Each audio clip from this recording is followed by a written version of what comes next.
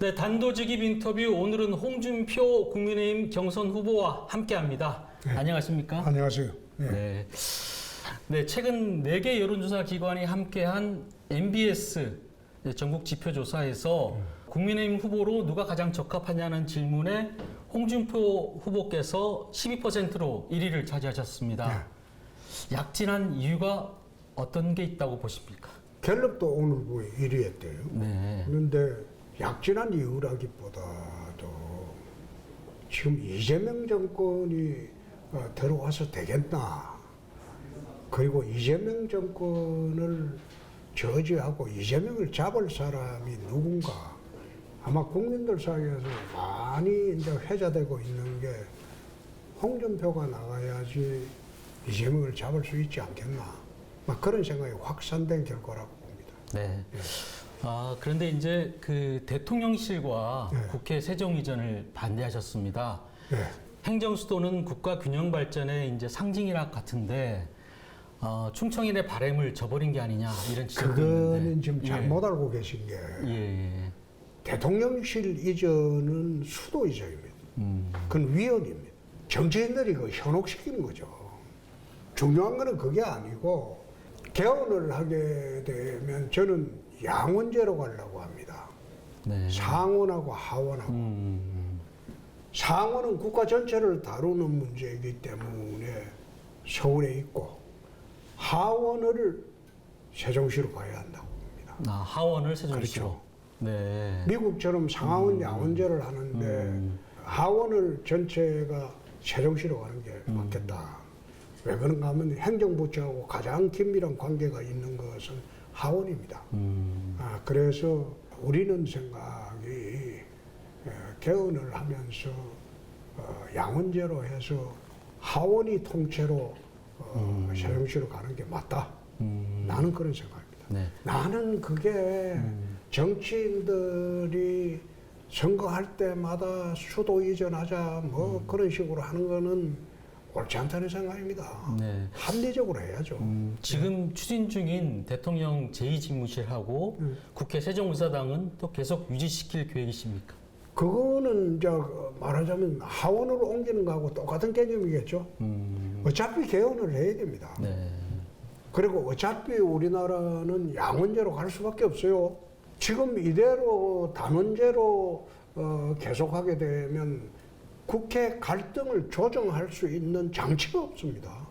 OECD 국가 중에서 단원제로 지금 실시하고 있는 나라는 우리나라하고 튀르키예 딱 두 네. 나라입니다. 그래서 우리나라도 양원제로 가고 하원을 통째로 세종시로 가는 게 맞겠다. 나는 그런 생각입니다. 네. 20일 국민의힘 이제 1차 토론에서 한동훈 후보와 이제 맞붙게 되는데요. 어제 한 후보하고 만나셨잖아요. 처음 봤어요. 네. 그동안에 비판을 많이 하셨는데 만나보니까 그거는 어떻습니까? 문제가 다르게 봐야 되는 게 네. 당 대표한테 비판한 겁니다. 당 운영을 잘못하는 것이다. 네. 내가 당 대표를 2번이나 했습니다. 그러니까 당 운영 거래하면 탄핵 사태가 온다고 작년 11월에 내 경고를 했어요. 대통령하고 협력을 해라. 네. 대통령한테 깐죽대지 마라. 그런 식으로 하게 되면 탄핵 사태가 온다. 아마 탄핵 소추 있기 40일 전에 내가 공개 경고를 했어요. 그럼 국회에서 나경원 의원이 하는 행사에 와서 우리 당 의원들이 한 16명이 있을 때 내가 공개적으로 얘기했어요. 네. 너 이렇게 하면 한동훈 대표가 그렇게 하면 탄핵 사태 온다. 와버렸잖아요. 네. 그래서 야단을 친 것이고 나는 또 한동훈 대표한테 야단 칠 자격이 있죠. 그 언론에 일부 언론에서 만나보니 생각보다 괜찮은 사람이다 이렇게 얘기하셔서 좀 그렇습니다. 관심을 모았는데 근데 처음 봤습니까? 이야기해 보니까 괜찮은 사람이다. 그래 네. 봤어요. 나중 후보가 되시면은 빅텐트나 뭐 같이 다 끌어안으시는 당연히 예. 한동훈 후보도 들어오겠죠. 경선하고 안 들어오면 정치 못하지. 알겠습니다. 최근 이제 그 한덕수 대행께서 급부상하고 있는데 출마할 거라고 보시는지 아이. 또 나중에 최종 후보와 에이. 단일화 가능성이 있는지. 그거는 네. 어불성설이고 극히 비상식적인 망설이라서 난 거기 답하지 않습니다. 예, 알겠습니다. 한덕수 총리를 제가 잘 압니다. 그런 몰상식하고 비상식적인 짓 할 사람 아니죠. 네. 그분 평생 관료입니다. 네. 어제 정견 발표에서 이번 나라의 혼란은 윤석열 정권의 책임이다 이렇게 얘기를 하셔서 윤석열 전 대통령과 선긋기에 나선 게 아니냐 이런 생각도 그거는 드는데. 기자들이 좀 잘못 해석하고 있는 예, 것이 예. 나라가 3년 동안 이렇게 어지럽게 된 것은 윤석열 대통령과 이재명 후보의 적대적 공생관계입니다. 내가 이 관계를 벌써 2달 전부터 방출지쟁이라고 했습니다. 우리가 통상 어부질이란 말을 예. 할 때 앞에 방출지쟁이 붙습니다. 예, 예. 방출지쟁 어부질입니다. 말하자면 도요새가 조개살을 파먹으려고 예. 부리를 넣었는데 조개가 입을 닫아버렸어요. 네. 꼼짝 못하게 둘이가 얻어가더거든요. 예. 그래서 어부가 와서 둘 다 잡아가 버린다는 거예요. 네. 지난 3년간 대한민국이 힘든 것은 국정 혼란이 오고 힘든 것은 그 두 사람의 방울지쟁입니다. 혼란의 책임은 두 사람한테 있죠. 그래서 이번 대선을 통해서 이미 윤석열 대통령은 탄핵으로 책임을 졌으니까 이재명 후보도 책임을 지고 정리를 해야 되지 않느냐 그런 말씀을 드린 겁니다. 네. 탄핵에 대해서는 여전히 반대하시는 거죠? 반대가 아니고 그 당시에도 그런 이야기를 했습니다. 계엄은 반대하고 이건 예. 맞지 않다. 계엄 사유도 안 되고 그러나 탄핵은 스스로 물러날 기회를 주는 게 옳지 않느냐. 굳이 그게 계엄 사태라는 게 어떻습니까? 계엄을 실시하면 제일 먼저 하는 게 언론기관하고 대전 방송 앞에도 탱크가 들어갔을 거예요. 그래 하잖아요. 네. 언론기관, 관공서 전부 탱크 대놓고 강압적으로 나라를 끌고 가는데 그렇게 한 게 없거든. 그냥 2-3시간 해뿐이에요. 네. 그러니까 실질적 피해가 없으니까 굳이 탄핵으로 쫓아내지 말고 그냥 자신해야 할 기회를 주자. 내가 그 주장을 늘 해왔어요. 그러니까 언론에서는 마치 탄핵을 반대하는 것처럼 보이죠. 실질적 피해가 없으니까 그냥 스스로 물러날 기회를 주고 그 다음에 새 정부에서 전부 정리를 하도록 하자. 그 뜻이었어요. 네. 근데 탄핵 찬반에 대한 거 거기에 흑백 논리로 하는 거는 맞지 않죠. 경제 정책을 보면은 주택 담보 대출 규제를 없애겠다고 했는데 그렇게 되면 일각에서는 부동산 투기가 다시 살아나지 않느냐 이런 지적이 있습니다. 나는 부동산 투기 하는데 투기하는 사람한테는 거기에 걸받는 이익을 박탈을 하면 돼요.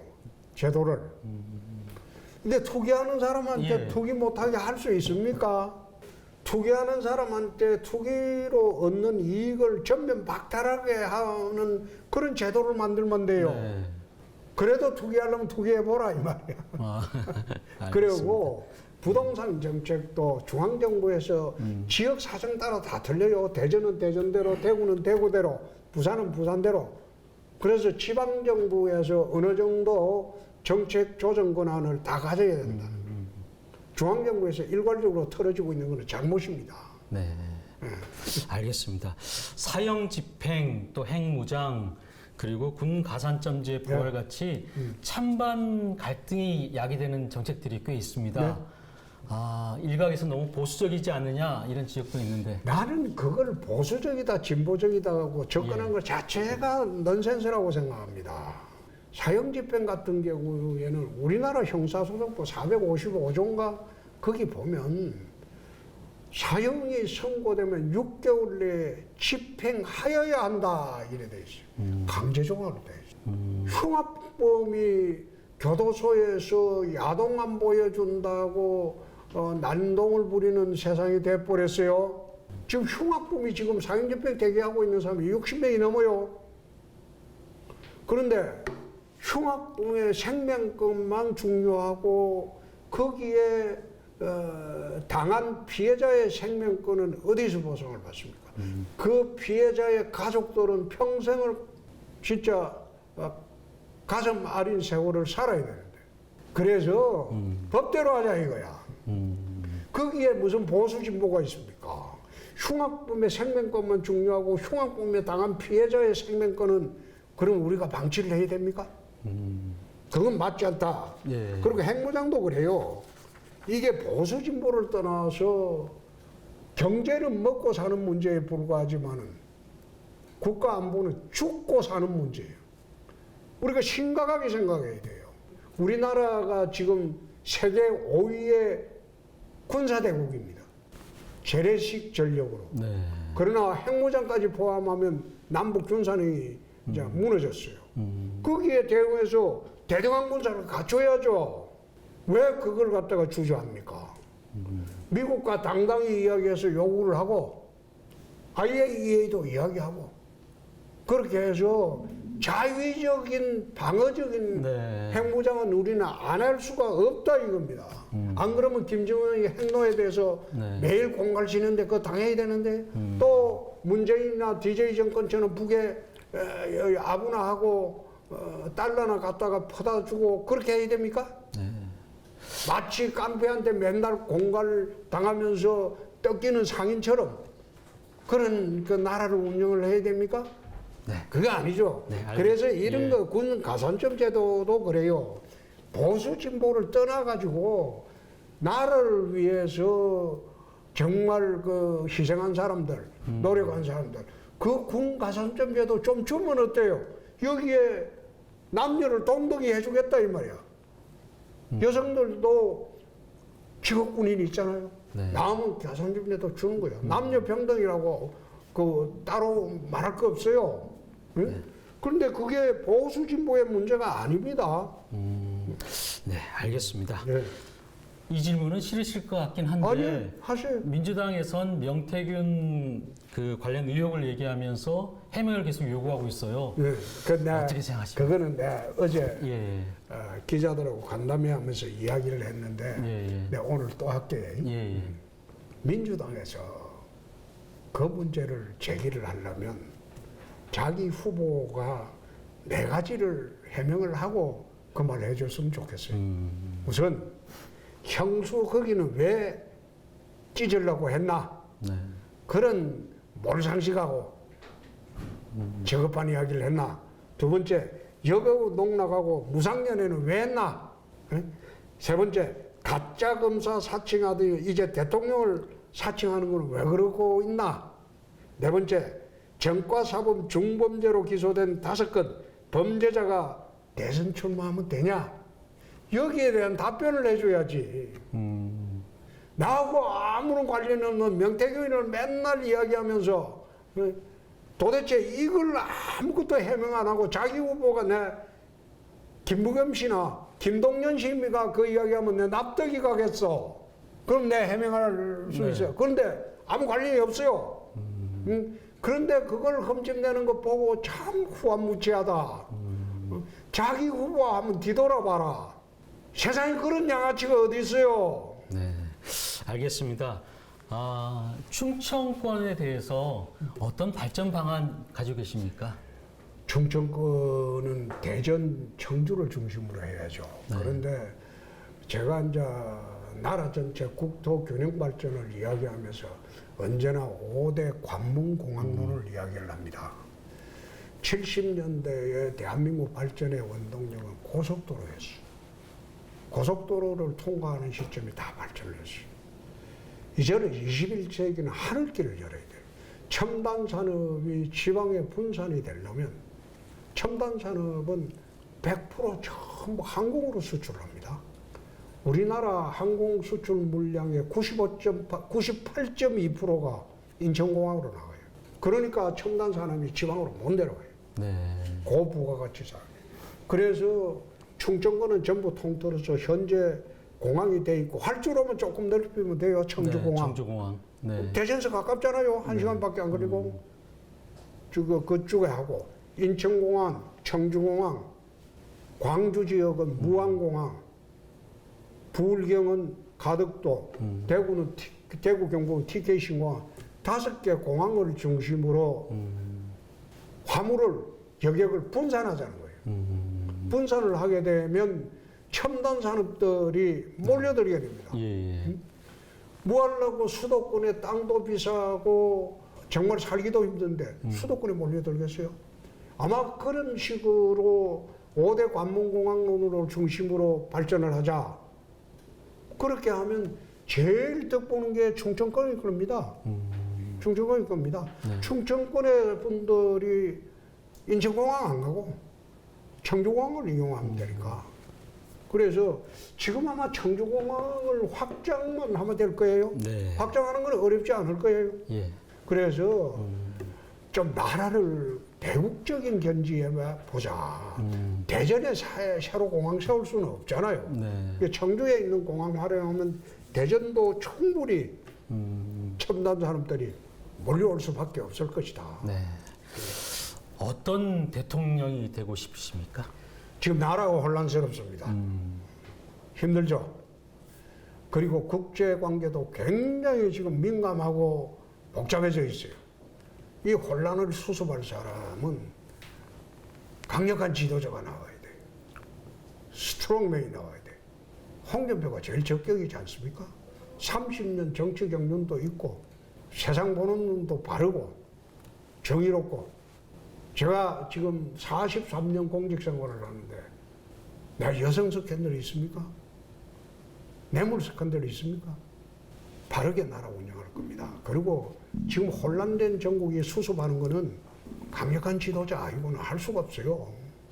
누가 되더라도 또 윤석열 대통령처럼 재판이 될 겁니다. 윤 대통령이 바르게 해보려고 아무리 해봤지만은 정치력이 좀 부족했죠. 대통령은 정치가 80%입니다. 네. 알겠습니다. 오늘 말씀 고맙습니다. 감사합니다. 네.